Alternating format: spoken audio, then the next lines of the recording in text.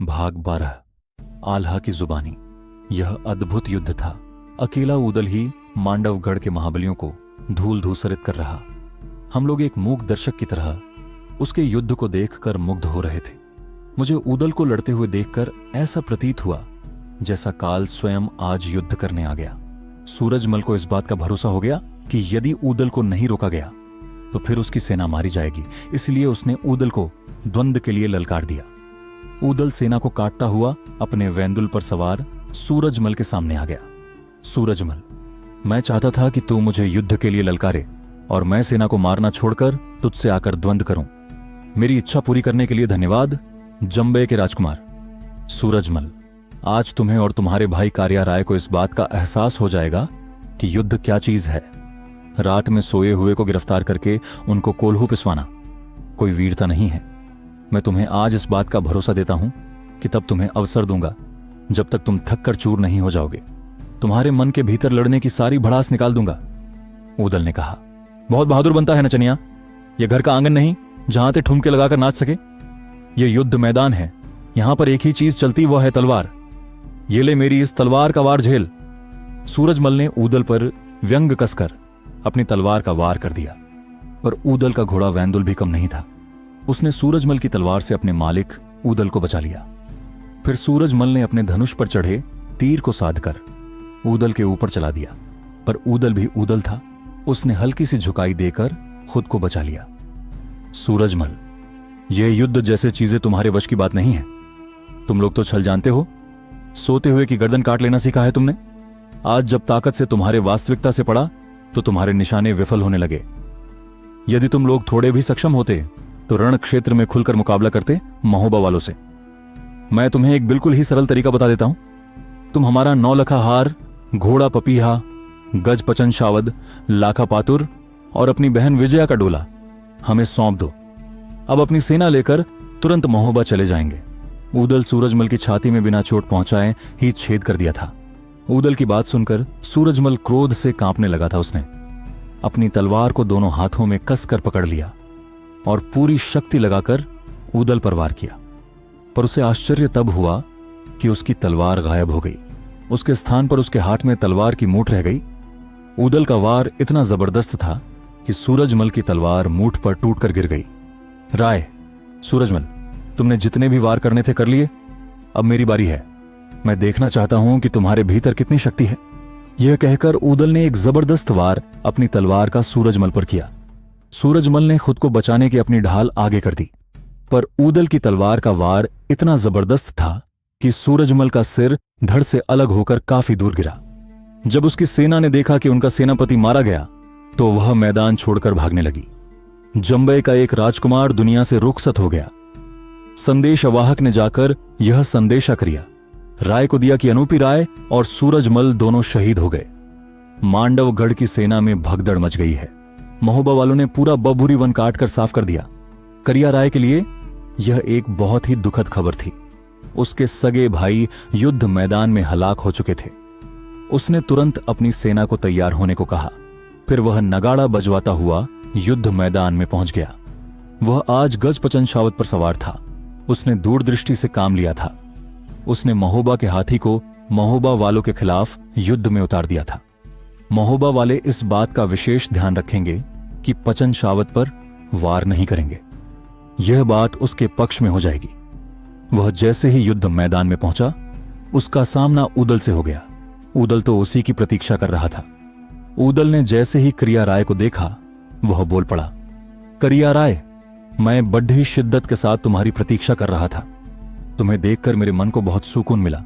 तुमसे युद्ध करने के लिए मुझे बहुत प्रतीक्षा करनी पड़ी। यह तो तेरा भाग्य अच्छा था कि मुझे तेरी काली करतूत बहुत देर में पता चली। जैसे ही मुझे तेरी काली करतूत का पता चला तो मैं तुरंत तुझे तलाशता हुआ मांडवगढ़ आ गया।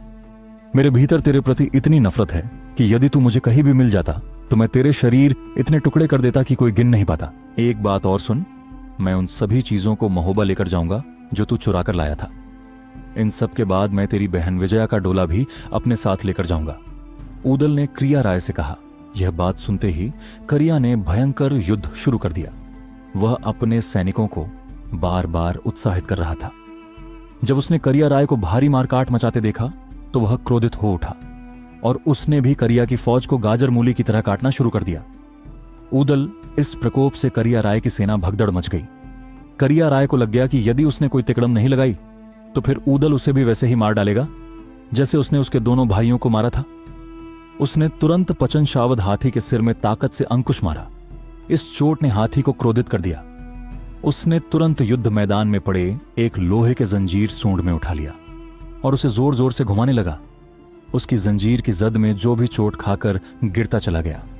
एक तो लोहे की जंजीर और ऊपर से वह हाथी की ताकत का परिचायक बन गया था। उस जंजीर की चोट ऊदल के भी लगी और उसके घोड़े वैंदुल के भी लगी।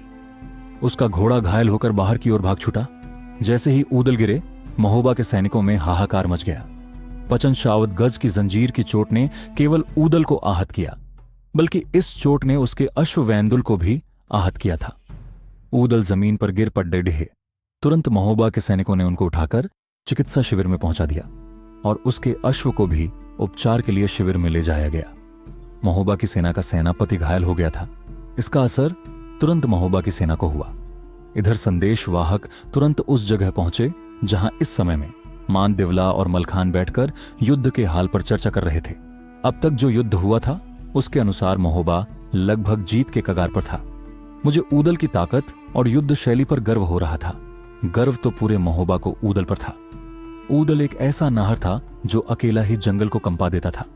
हम बात कर रहे थे, तभी एक संदेशवाहक आ पहुंचा युद्ध का समाचार लेकर।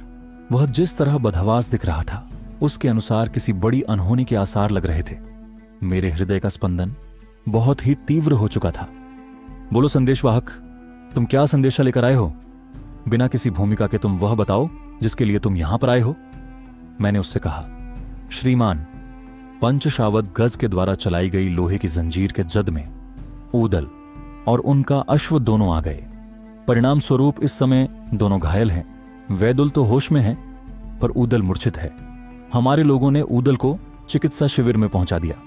हमारे उच्च स्तर के वैद्य उनका इलाज कर रहे हैं। उस संदेश वाहक ने यह बात एक ही श्वास में कह दिया। आल्हा, मैंने तुम्हें कहा था अकेले ऊदल को मत जाने दो, पर तुम नहीं माने। देखो क्या हुआ उसके साथ। माता दिवला इस संदेश से भावुक हो उठी। आप चिंता मत करो मां, मैं और मलखान अपनी सेना लेकर तुरंत युद्ध मैदान में पहुंच रहे हैं। वैसे भी ऊदल का उपचार हो रहा है। मैंने माता दिवला को समझाया। आल्हा, मेरे बच्चे, यह युद्ध अब केवल ताकत पर आधारित नहीं रह गया। इसमें छल शुरू हो गया है। करिया सदा से छलिया रहा है। उसके दोनों भाई मारे गए हैं, इसलिए अब वह समझ गया है कि वह ताकत से जीत नहीं पाएगा, इसलिए अब वह छल पर उतर आया है। उसे पता है कि गज, पंचशावद और पपीहा अश्व असीमित ताकत वाले हैं। इस समय वह इस युद्ध में उन्हीं दोनों को उतारेगा। आप लोगों की व्यवस्था यह है कि अपनों पर वार नहीं करोगे। वो जानवर यह नहीं जानते कि आप लोग कौन हो।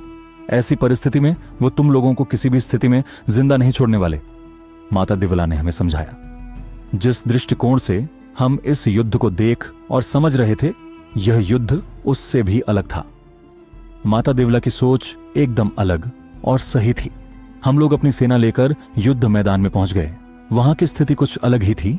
करिया राय भी मूर्छित पड़ा था, पर अब वह होश में आकर पुनः गज पचन शावत पर चढ़ गया। तब तक मलखान उसके करीब पहुंच गए। करिया राय, आज का यह दिन तुम्हारे जीवन का अंतिम दिन समझो। तुमने ऊदल को भले ही कुछ समय के लिए धोखे से घायल करने में कामयाब हो गए हो। वह ऊदल है। इस संसार में उसे ज्यादा देर कोई विवश नहीं कर सकता। तुम थोड़ी प्रतीक्षा करो। अभी तुम्हें उसके अश्व वैंदुल के टापों की आवाज से तुम्हारे हृदय की धड़कनें बढ़ने लगेंगी। मलखान ने क्रिया से कहा, ऊदल को बाद में देखा जाएगा मलखान, अभी तो तुम मेरी जद में हो। आज मैं तुम्हें तुम्हारे पिता और चाचा के पास भेजता हूं। मेरा नाम करिया राय है। आज तक कोई मुझे हरा नहीं पाया। करिया ने मलखान से कहा, गाल बजाना बंद कर करिया। मैं पुष्य नक्षत्र जन्मा हूं। मुझे मौत भी हरा नहीं सकती, तो तू किस खेत की मूली है? मलखान ने करिया राय को कहा। वो आपस में बात कर रहे थे, तभी ऊदल के अश्व की आवाज मलखान को सुनाई पड़ी। देख करिया राय, उधर देख, वो रहा ऊदल राय। साथ में उसका घोड़ा वैंदुल भी है। यदि तुम्हें भरोसा नहीं है तो अपनी आंखों को साफ करके देखो। मलखान ने व्यंग से मुस्कुराते हुए करिया से कहा, ऊदल को मैं बाद में देख लूंगा मलखान। पहले मैं तुझे ही इस दुनिया से रुखसत करूंगा।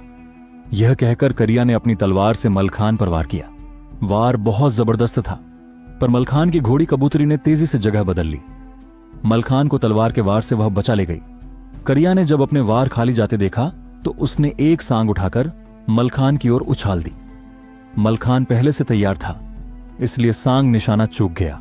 दोनों को उलझते हुए काफी देर हो गई। तभी माता दिवला मेरे साथ गज पचनशावत के करीब पहुंच गई। ठहरो पचनशावत, क्या तुम मुझे नहीं पहचानते? क्या तुम अपने मालिक दक्षराज को भूल गए? राजा को जानते हो या उन्हें भी भूल गए? हमारा तुम्हारे प्रति अथाह प्रेम तो शायद तुम्हें याद होगा। तुम तो हमारे सबसे प्रिय मित्र थे। तुम्हारे रहते दक्षराज को कोई हरा नहीं सकता था। ये सब बातें तुम्हारी स्मृति में हैं भी, या फिर सब विस्मृत हो गया? यदि वास्तव में तुम सब कुछ भूल गए हो तो फिर मेरा तुमसे यह सब कहना व्यर्थ है। माता दिवला ने पचनशावत से कहा। भले ही एक लंबा समय व्यतीत हो गया था, पर प्रेम कभी भी विस्मृत नहीं होता। उसकी स्मृति में अपने लोगों की तस्वीर थी। वह आदमी होता तो शायद ऐश्वर्य में फंसकर अपनों को भूल जाता, पर वह जानवर था, इसलिए उसे अपनों का प्रेम आज भी याद था। उसने अपने सूंड में पकड़ी जंजीर फेंक दी और फिर उसने क्रिया को अपनी पीठ से गिरा दिया। यह देखकर करिया हैरान हो उठा। उसने तुरंत अपने आदमियों से कहकर अश्व पपीहा को अपनी सवारी के लिए बुलवा लिया। आगे की कहानी सुनने के लिए चैनल को सब्सक्राइब करें और कमेंट बॉक्स में लिखें जय महाकाल।